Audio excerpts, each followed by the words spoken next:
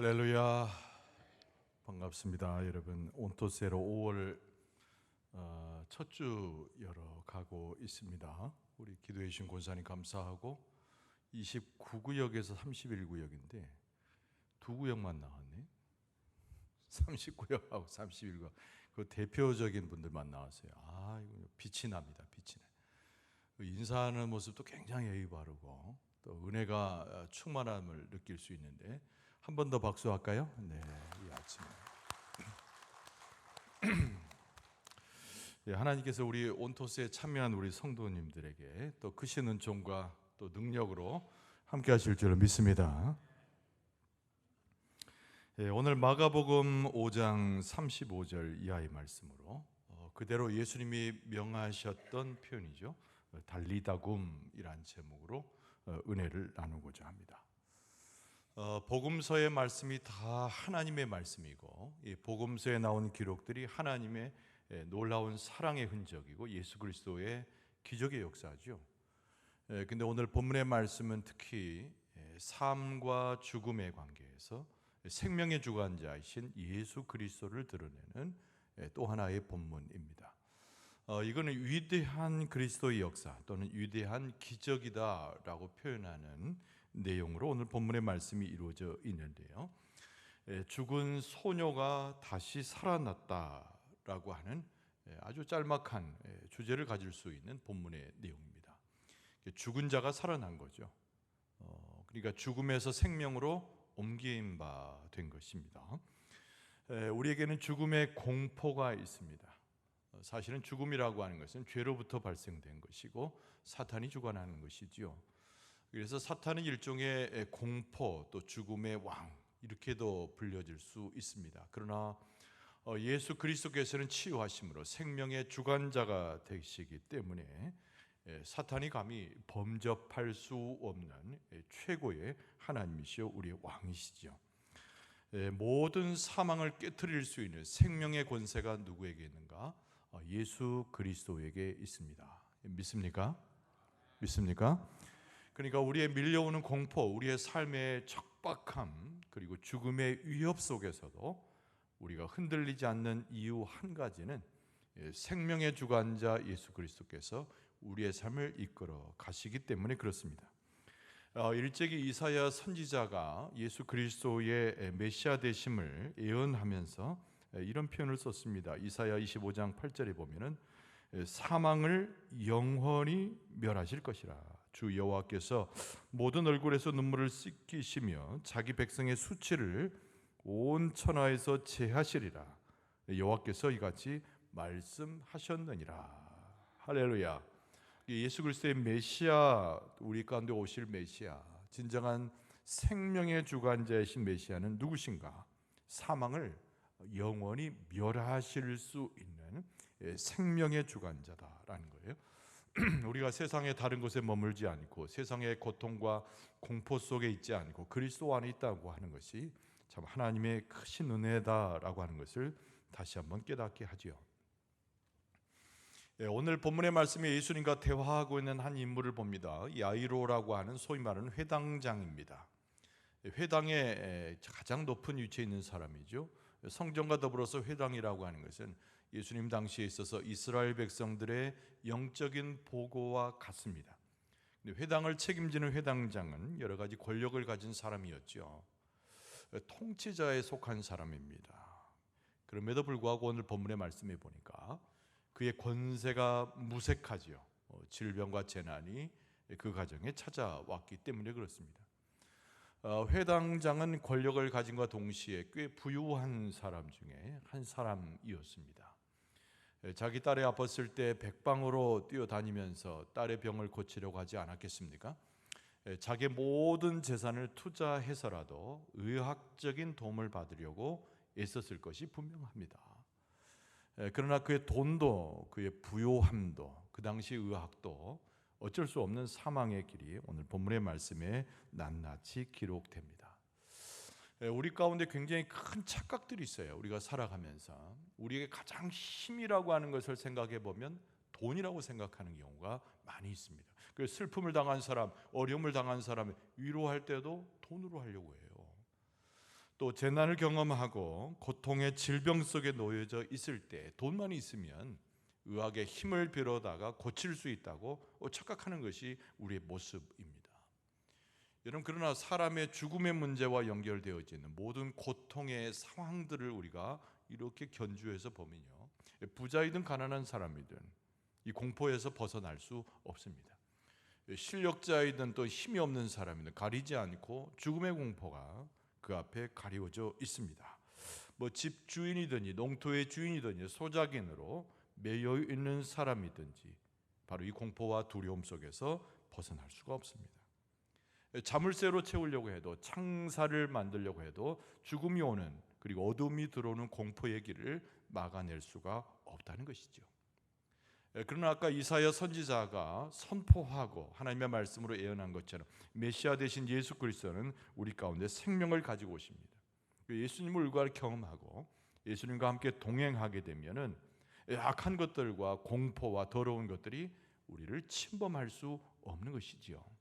예수님 우리의 보좌가 되시고, 그리고 치유자가 되시고, 우리를 변화시키시고 사망을 깨뜨리시고 우리 가운데 하나님의 영원한 생명을 허락하시는 분이기 때문인 줄로 믿습니다. 예수 그리스도는 만방의 생명을 선포하셨습니다. 더 이상 우리 가운데 슬픔이 없도록 멈추게 하신 분이에요. 우리에게 재난이 혹시 있어도, 우리의 건강이 꺾어져도, 우리의 삶에 어려움이 있어도 이 모든 물줄기를 바꿔놓을 수 있는 분이 예수 그리스도라는 거죠. 우리의 자녀의 어려움이 있을 때, 내 딸 아들의 어려움이 있을 때, 내 남편과 아내의 어려움이 있을 때 우리 가정으로 찾아오셔서 우리에게 회복을 주시는 분, 우리 가운데 새로 소성함을 주시는 분, 우리 가운데 능력을 주시는 분이 우리가 섬기고 있는 구원주가 되시고 생명의 주가 되시는 예수 그리스도이신 줄로 믿습니다. 오늘 본문의 말씀의 전개 상황은 굉장히 긴박하게 돌아가고 있죠. 예수님께서 제자들과 함께 한 성에 동착하셔서 회당장 야이로와 대화를 하고 계셨습니다. 근데 어떤 사람이 전가를 보내는 거예요.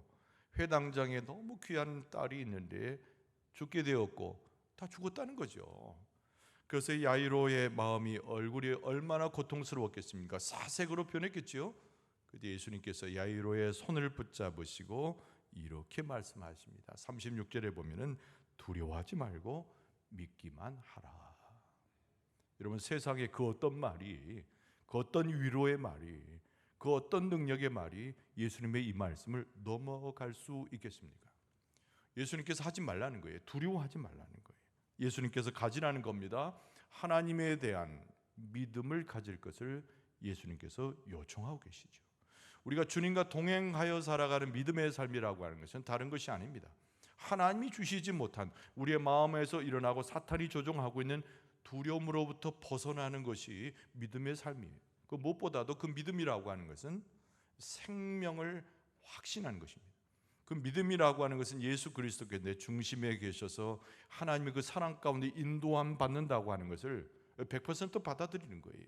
그래서 예수님께서 제일 먼저 회당장 야이로의 그 흔들리는 모습 속에 위로와 힘의 용기를 주시면서 두려워하지 말고 믿기만 하라. 여러분, 오늘 이 아침에 주 앞에 나와서 예배하고 하나님의 만져주심과 그리스도의 은총을 사모하는 우리들에게도 동일한 말씀으로 위로하시고 힘을 공급하시는 줄로 믿습니다. 그리고 나서 예수님께서 채비하시죠. 야이로와 더불어서 그 딸이 거반 죽게 되었다는 그 상황 가운데 들어가기 위해서 예수님께서 옮겨가십니다. 근데 대체나 그 마을에 들어가니까 통곡 소리가 들리는 거예요. 이미 죽은 것이죠. 통곡살이고 울려 많은 사람들이 모여가지고 이 소녀의 죽음에 대해서 애타면서 사람들이, 이 통곡은 단순하게 흘리는 눈물이 아니지 않습니까? 애통해하면서 마음이 찢어지는 듯한 곡소리를 내는 것을 이야기하는 것이죠. 인간적으로도 안타깝잖아요. 아리따운 아이, 그 딸 얼마나 귀하게 키웠겠고 그 동네 사람들이, 모르는 사람들이 없었을 거 아니에요. 근데 아이가 죽은 거예요. 또나 그 아비는 그 아들이, 그 딸이 떠나는 그 자리를 지키지도 못한 상황이었단 말입니다. 그런데 예수님께서 그 딸이 누워있는 방으로 들어가시죠. 근데 오늘 본문의 말씀을 자세히 보니까 예수님께서 잔다 선언하시고, 이 딸은 죽은 것이 아니라 잔다 선언하시고 들어가시는데 예수님을 따라갔던 자들의 분류가 나눠지게 되는 거예요. 그러니까 비웃었던 사람들, 예수님의 말씀을 생명의 말씀으로 받아들이지 못했던 사람들은 그냥 통곡의 자리에 놓여져 있어요. 예수님과 더불어서 함께 소녀의 방으로 들어간 사람은 첫째, 야유를 포함한 그 안에 부모가 들어갑니다. 그리고 예수님께서 동행하셨던 인물이 대표적으로 베드로, 요한, 야고보지만은 여기 예수님과 함께 했던 자들이라고 표현하고 있어요. 예수님과 함께 한 자들, 자기와 함께 한 자들, 예수님과 함께 한 자들. 그래서 제자 3명 말고도 예수님의 기적과 그 하나님의 역사를 소망하고 믿었던 사람들이 예수님과 함께 소녀의 방으로 들어가는 것입니다. 여러분, 여기에는 예수님의 역사를 비웃는 자도 없을 뿐만 아니라 여기는 예수 그리스도의 역사를 부인하는 자도 없고 예수 그리스도가 어떤 사람인가 도무지 이해할 수 없다라고 말하는 사람은 여기에 한 명도 없어요. 우리는 예수 그리스도의 역사를 알고 예수 그리스도의 이면에 있는 하나님의 놀라운 기적을 믿고 있고 하나님께서 우리를 베풀어 주셔서 만져주신다는 확신 가운데 이 자리에 이 말씀을 나누고 있는 줄로 믿습니다. 그러니까 그 예수님과 함께했던 그 소녀의 부모, 그리고 3명의 제자, 그리고 다른 제자, 그리고 예수를 믿었던 자들이 예수님과 함께 그 소녀의 방으로 들어갑니다. 소녀가 죽은 거예요. 근데 그 모습을 보고 오늘 본문의 말씀해 보니까 예수님께서 하신 행동과 말씀에 대해서 쓰고 있습니다. 여러분 41절에 보면은 그 아이의 손을 잡고 이르시되 그랬습니다. 그 소녀의 그 손을 잡아봤어요. 이미 죽었어요. 예수님이 잔다라고 선언했지만 누가 봐도 죽은 거예요. 근데 그 소녀의 손을 잡고 이르시되 뭐라고 하셨냐면 달리다굼 하시리. 친절하게 오늘 본문의 말씀에 그 뜻을 해석해 줍니다.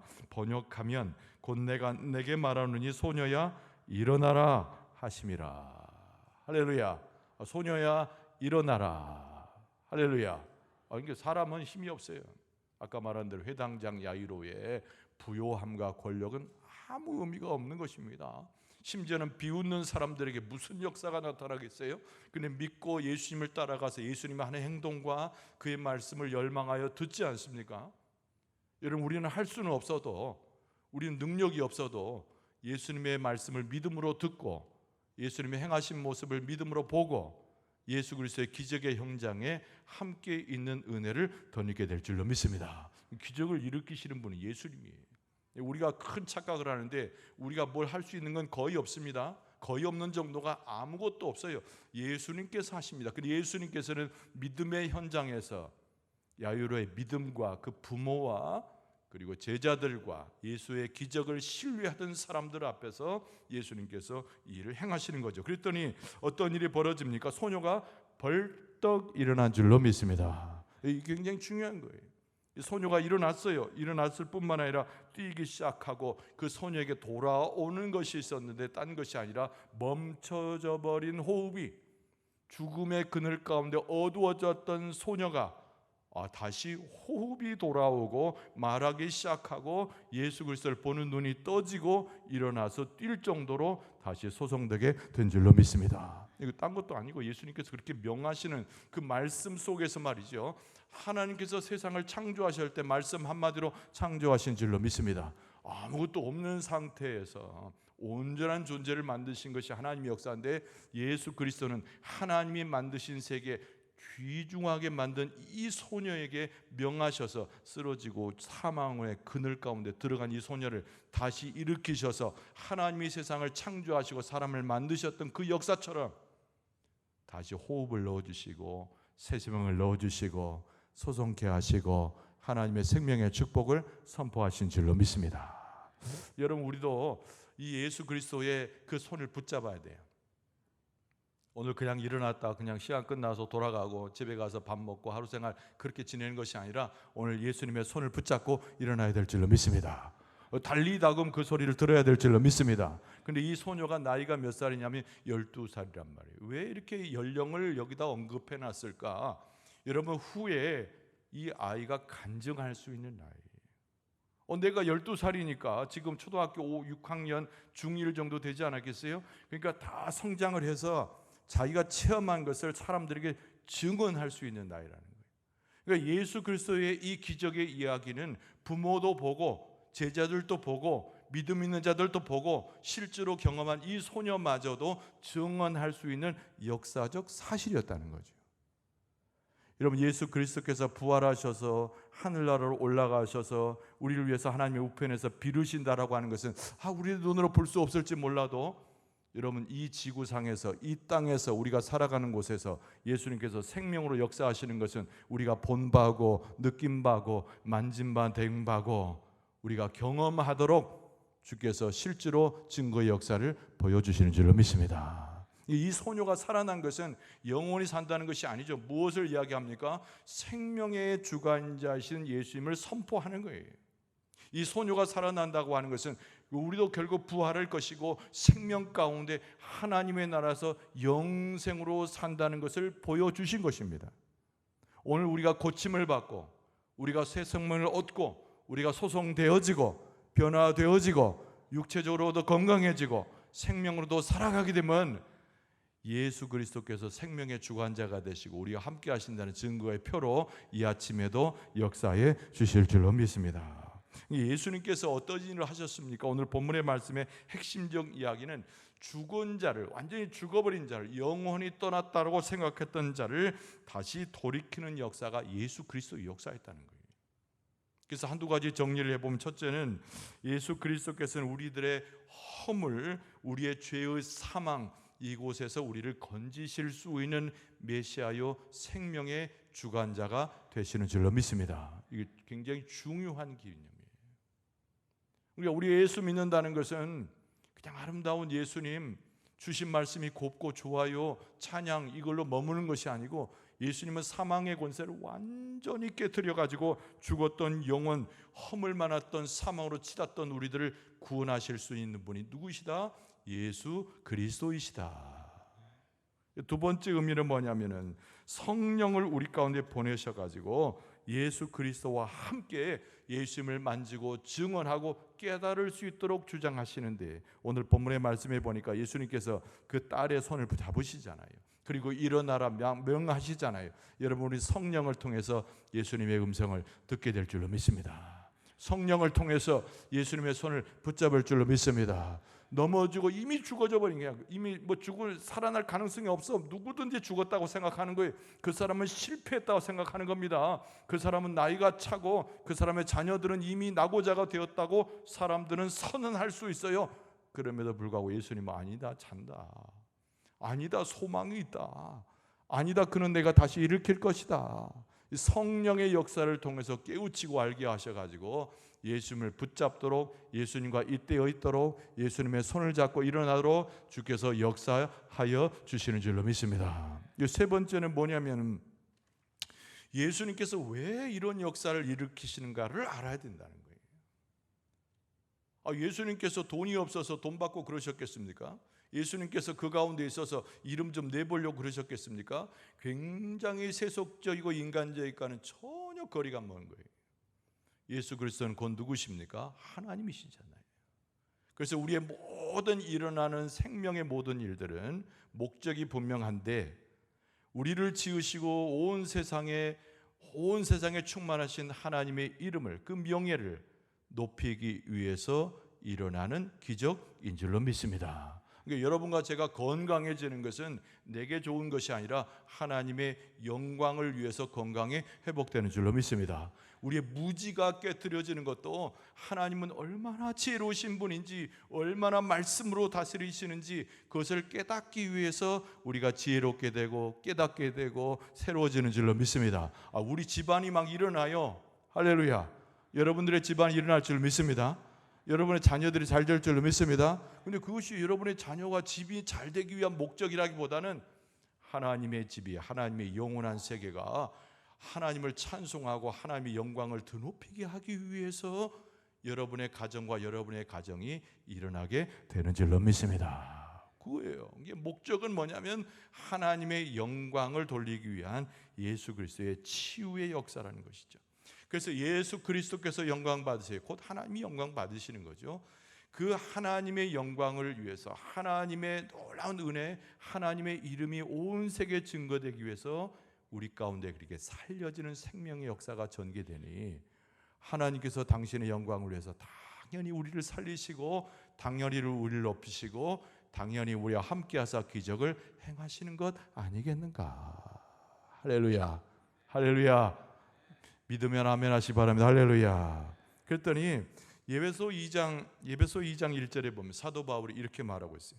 그는 허물과 죄로 죽었던 너희를 살리셨도다.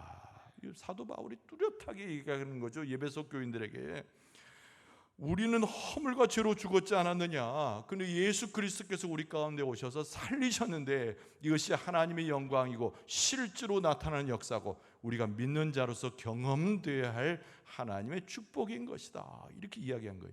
여러분, 이것은 2000년 전에 쓰여졌던 예배소 본문이지만 지금도 동일하게 지금도 실현되어지고 경험되어지고 축복으로는 하늘로부터 오는 하나님의 음성이요 말씀인 줄로 믿습니다. 그래서 오늘 선언하세요. 오늘 선언하세요. 미루지 마세요. 내가 건강해지고 내가 심령으로 새로워지고 하나님께서 영혼으로 나를 소성시키심에 내가 영육으로 강건함을 받고 주 안에서 다시 일어날 것이다. 선언하는 거예요. 선언하는 거예요. 할렐루야. 자기 이름을 부르고 선언하는 거예요. 아무개야 그리스도의 이름으로 달리다굼. 할렐루야. 아멘 안 하는 한두 분은 누구예요 도대체가. 달리다굼. 그렇죠. 나는 아들인데요 소녀가 아니고 무슨 얘기입니까 도대체가. 우리는 다 똑같은 하나님의 자녀고 하나님의 영광을 위해서 예수님께서 여기 오셔가지고 우리를 이미 다 하시고 사람들은 다 부인했지만 다 죽었다고 얘기했지만 아니다 잔다. 예수님께서 오셔서 우리에게 역사하시는데 우리가 깨어 일어나고 나음을 얻고 다시 위로를 얻고 힘을 얻게 될 때 누구를 찬송합니까? 하나님을 찬송하고 성령을 찬송하고 예수 그리스도를 찬송하게 될 줄로 믿습니다. 이 아침에 우리가 기도하고 있으니 주 앞에 서 있을 수 있으니 영육의 강건함을 받아서 사망을 깨뜨리신 예수 그리스도의 권세를 통하여 하나님의 역사를 찬송하고 다시 한번 그 역사 가운데서 소송되고 일어날 수 있는 여러분과 저의 모습 될 수 있기를 주의 이름으로 축원합니다.